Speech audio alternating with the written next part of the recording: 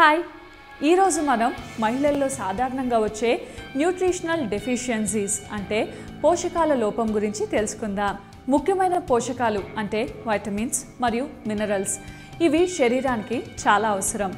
ఈ న్యూట్రియన్స్ లోపం వలన ఆరోగ్యానికి చాలా రకమైన దీర్ఘకాలిక వ్యాధులు కలుగుతాయి. వైటమిన్స్ అండ్ మినరల్స్ ఈ పోషకాలను మన శరీరం స్వయంగా తయారు చేసుకోలేదు. కాబట్టి ఈ న్యూట్రియంట్స్ను మన శరీరానికి ఆహారం ద్వారా కానీ సప్లిమెంట్స్ ద్వారా కానీ ఇవ్వాలి. న్యూట్రిషనల్ డెఫిషియన్సీ వల్ల చాలా రకాల హెల్త్ ప్రాబ్లమ్స్ వస్తాయి. ఇందులో తీవ్రమైన అలసట, హైపర్థైరాయిడిజం, డిప్రెషన్, కండరాల్లో నొప్పులు మరియు తిమ్మిర్లు, పొడి చర్మం, PMS వంటి హార్మోనల్ ప్రాబ్లమ్స్ ప్రధానమైనవి. ఇప్పుడు మనం మహిళల్లో కలిగే 8 రకాల న్యూట్రిషనల్ డెఫిషియన్సీస్ గురించి తెలుసుకుందాం.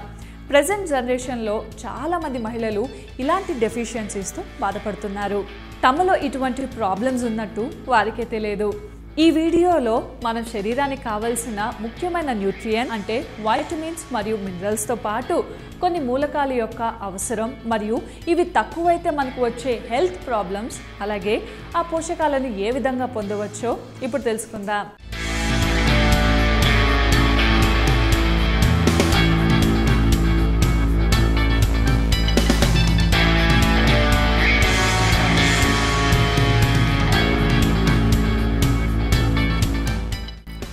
మొదటిది ఐరన్. ఇదే ఆడవారిలో ఉండే మేజర్ డెఫిషియన్సీ. చాలామంది ఆడవాళ్ళకి ఎనర్జీ లెవెల్స్ తక్కువగా ఉంటాయి, డిప్రెస్డ్గా ఉంటారు.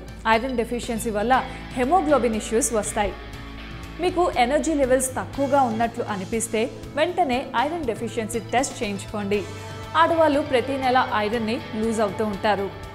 ఐరన్ డెఫిషియన్సీ పోవాలంటే ఏమి తినాలో ఇప్పుడు తెలుసుకుందాం. ఐరన్ డెఫిషియన్సీ ఉన్నవారు రెడ్ మీట్ అంటే గొర్రె మాంసం తినడం చాలా మంచిది. వారానికి 3 సార్లు ఇవి తినడం వల్ల ఉపయోగం ఉంటుంది. దీనివల్ల హెమోగ్లోబిన్తో పాటు ఐరన్ లెవెల్స్ కూడా పెరుగుతాయి. కోడి మాంసం, ఫిష్ తినడం వల్ల కూడా ఐరన్ పెరుగుతుంది. ఒకవేళ మీకు మాంసం ఇష్టం లేకపోతే green foods, fruits, vegetables, nuts, seeds ఎక్కువగా తినండి. ఇవి తినడం వల్ల కూడా ఐరన్ లెవెల్స్ పెరుగుతాయి.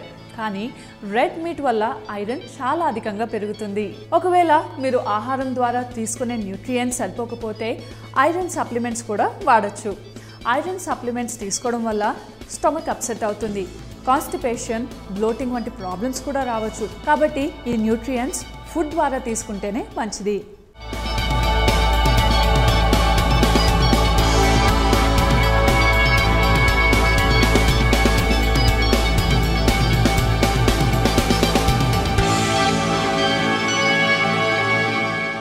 రెండవది ప్రోబయోటిక్స్. చాలామందికి కావాల్సినన్ని ప్రోబయోటిక్స్ ఉండట్లేదు. యాంటీబయోటిక్స్ తీసుకోవడం వల్ల ఫ్లోరినేటెడ్ వాటర్ తాగడం వల్ల, నాన్ ఆర్గానిక్ మీట్ ప్రోడక్ట్స్ ఎక్కువ తినడం వల్ల మన కడుపులో ఉన్న గుడ్ బ్యాక్టీరియా చనిపోతుంది. ప్రోబయోటిక్స్ ముఖ్యంగా మన న్యూట్రియంట్స్ అబ్జార్ప్షన్కి ఉపయోగపడుతుంది. అలాగే మన శరీరానికి కావలసిన విటమిన్స్, న్యూట్రియంట్స్ని కూడా తయారు చేస్తుంది. యూరినరీ ప్రాబ్లం ఉంటే ప్రోబయోటిక్స్ తీసుకోవడం వల్ల వాటిని తగ్గించుకోవచ్చు. ప్రోబయోటిక్స్ మనం తిన్న ఆహారము సరిగ్గా జీర్ణం అవ్వడానికి సహాయపడే మంచి బ్యాక్టీరియాను పెంచుతాయి. ఫర్మెంటెడ్ వెజిటబుల్స్ అంటే పులియబెట్టిన కూరగాయలు తీసుకోవడం వల్ల ప్రోబయోటిక్స్ పెరుగుతాయి. అంతేకాకుండా పెరుగు, డార్క్ చాక్లెట్స్ వంటివి తినడం వల్ల కూడా ఉపయోగం ఉంటుంది.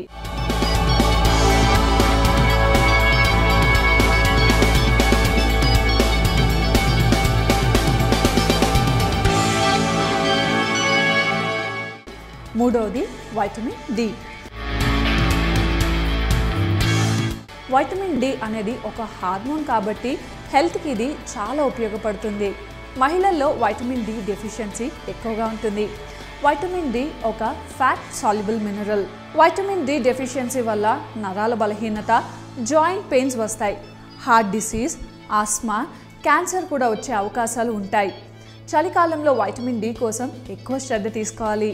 చలికాలంలో ఎండ ఎక్కువగా ఉండదు కాబట్టి ఉదయాన్నే ఎండలో కూర్చోవడం వల్ల బాడీకి వైటమిన్ డి అందుతుంది. సాల్మన్ ఫిష్, కోడిగుడ్డు పచ్చసొన, organic meat, cod liver oil supplements ఇలాంటివి తీసుకోవడం వల్ల వైటమిన్ డి పెరుగుతుంది. మష్రూమ్స్ లో కూడా వైటమిన్ డి అధికంగా ఉంటుంది. ఇవే కాక సప్లిమెంట్స్ ద్వారా కూడా వైటమిన్ డిని త్వరగా పెంచుకునే అవకాశం ఉంది.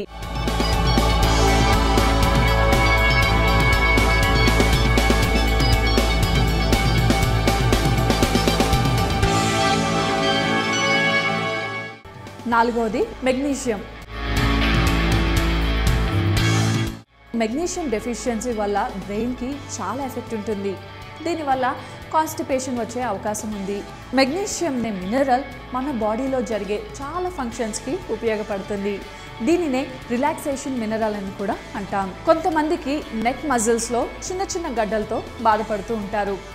ఇది దేనికి సంకేతం అంటే మీరు చాలా స్ట్రెస్ అవుతున్నారని మరియు మీకు మెగ్నీషియం డెఫిషియన్సీ ఉందని అర్థం. మెగ్నీషియం మన బోన్స్కి చాలా అవసరం. మన బాడీకి రిలాక్సేషన్ ఇచ్చి మంచి ఫంక్షనింగ్కి ఉపయోగపడుతుంది. మినరల్స్ ఎక్కువగా ఉన్న ఫుడ్ అంటే కూరలు, హర్బ్స్, స్పైసెస్ ఇలాంటివి తినడం వల్ల మెగ్నీషియం మన బాడీకి అందుతుంది. డార్క్ చాక్లెట్లో మెగ్నీషియం లెవెల్స్ ఎక్కువగా ఉంటాయి. మెగ్నీషియంని ఫర్మెంటెడ్ ఫామ్లో అయినా ఎంజైమ్ ఫామ్లో అయినా తీసుకోవచ్చు. జాయింట్ పెయిన్స్ ఉన్న చోట మెగ్నీషియం ఆయిల్ స్ప్రే చేసుకుంటే రిలీఫ్గా అనిపిస్తుంది. స్ట్రెస్ తగ్గించి హ్యాపీగా నిద్రపడడానికి మెగ్నీషియం ఒక మాస్టర్ మినరల్లా పనిచేస్తుంది.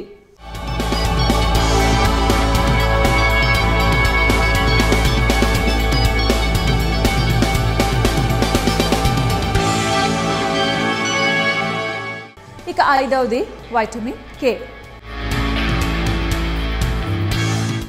వైటమిన్ కే డెఫిషియన్సీ ఉండడం వల్ల మహిళలకి హెవీ బ్లీడింగ్, నోస్ బ్లీడింగ్ అయ్యే ఛాన్సెస్ ఉన్నాయి.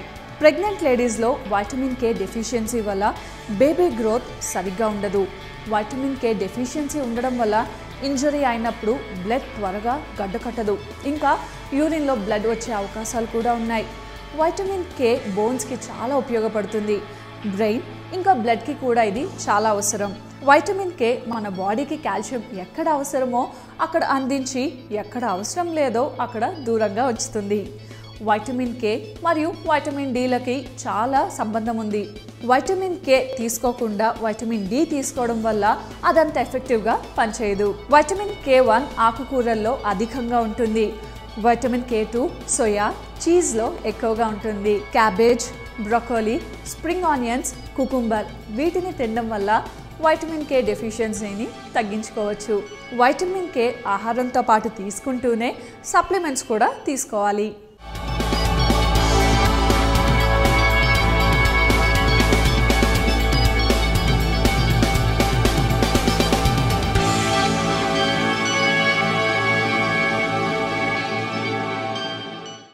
ఆరవది బోరాన్.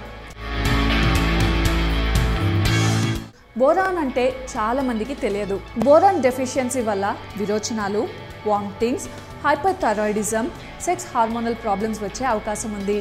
ప్రస్తుతం మనం తీసుకునే ఆహారంలో బోరాన్ లెవెల్స్ చాలా తక్కువగా ఉంటున్నాయి. బోరాన్ మట్టిలో ఎక్కువగా ఉంటుంది కాబట్టి దాని ద్వారా ఫ్రూట్స్, వెజిటేబుల్స్లో బోరాన్ లెవెల్స్ ఎక్కువగా ఉంటాయి. బెర్రీస్, ఆకుకూరల్లోనూ ఈ విటమిన్ అధికంగా ఉంటుంది. కానీ దీనిని మనం బాడీకి సరిపడినంత తీసుకోవట్లేదు. మనం మల్టీ వైటమిన్ తీసుకున్నప్పుడు బోరాన్ కూడా అందులో ఉండాలి. ఇది హార్మోన్ ఫంక్షనింగ్కి చాలా అవసరం. వయసు ఎక్కువ ఉన్న ఆడవారికి ఇది చాలా మంచిది. బోరాన్ బ్రెయిన్కి, బోన్స్కి బాగా ఉపయోగపడుతుంది. బోరాన్, వైటమిన్ కే మరియు వైటమిన్ డి కలిపి తీసుకోవడం చాలా మంచిది.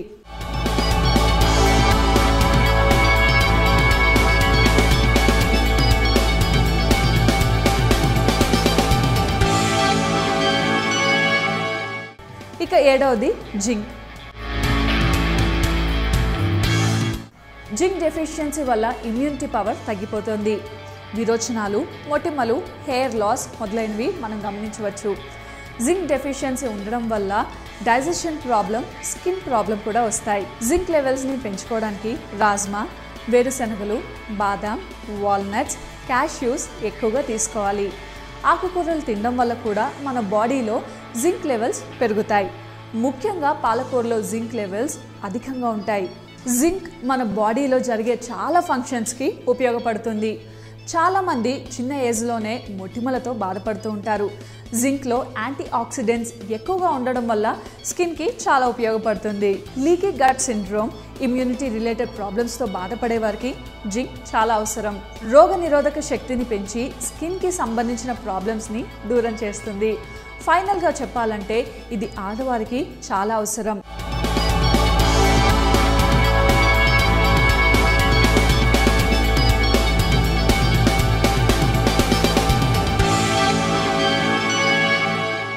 ఇక 8వది వైటమిన్ B12. మన ప్రేగుల్లో B12ను సరిగ్గా అబ్జార్బ్ చేసుకోకపోవడం వల్ల రెడ్ బ్లడ్ సెల్స్ తగ్గిపోతాయి. దీనినే పెరిసియస్ అనేమియా అంటారు. B12 లోపం వల్ల హార్ట్ పల్స్ రేట్ కూడా తగ్గిపోతుంది. రెడ్ బ్లడ్ సెల్స్ కౌంట్ కూడా తగ్గిపోతుంది. పిల్లల్లో ఈ డెఫిషియన్సీ వల్ల బాడీ డెవలప్మెంట్ సరిగ్గా ఉండదు. B12 డెఫిషియన్సీ త్వరగా గుర్తించకపోతే చాలా ప్రాబ్లమ్స్ వస్తాయి. జెనెటిక్ డిసార్డర్స్, ప్యాంక్రియాస్, ఇన్ఫ్లమేషన్ మొదలైనవి కూడా వచ్చే అవకాశం ఉంది. B12 ఎక్కువగా మాంసాహారంలో లభిస్తుంది. చేప, రెడ్ మీట్, కోడిగుడ్డు ఇంకా పాల ఉత్పత్తుల్లో కూడా ఉంటుంది. B12 అనేది ప్లాంట్స్ ఫుడ్ అంటే వెజిటేబుల్ ద్వారా పొందలేము. దీనిని యానిమల్ ఫుడ్ అంటే మాంసం ద్వారా పొందవచ్చు, లేక సప్లిమెంట్స్ ద్వారా అయినా తీసుకోవచ్చు. ఓన్లీ ప్లాంట్ బేస్డ్ డైట్ అంటే శాకాహారం మాత్రమే తీసుకోవడం వల్ల B12, ఐరన్, వైటమిన్ D లోపం రావచ్చు. కాబట్టి యానిమల్ ఫుడ్ అంటే మాంసాహారం తినని వారు ఈ మినరల్స్ కోసం తప్పనిసరిగా సప్లిమెంట్స్ తీసుకోవాలి. జింక్ కూడా సప్లిమెంట్ ఫామ్లో తీసుకోవచ్చు. Vitamin B12 బ్లడ్ని పెంపొందిస్తుంది.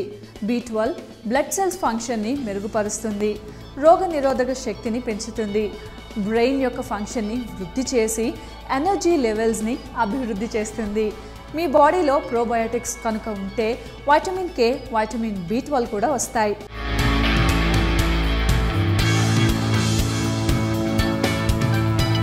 ఈ వీడియో మీకు నచ్చినట్టయితే లైక్ చేయండి, మీ ఫ్రెండ్స్కి కూడా షేర్ చేయండి. అలాగే మా ఛానల్ని సబ్స్క్రైబ్ కూడా చేసుకోండి. బాగానే అలసట, చిరాకు, ఇక వీటితోనే వ్యాయామం ఎలా చేయగలరు? మళ్ళీ రేపు మార్నింగ్ వ్యాయామం చేయాలి అని రాత్రి పడుకునే ముందు అనుకుంటారు. ఇలా ఉండగా మరికొంతసేపు నిద్రపోదామనే బద్ధకస్తులు కూడా చాలామందే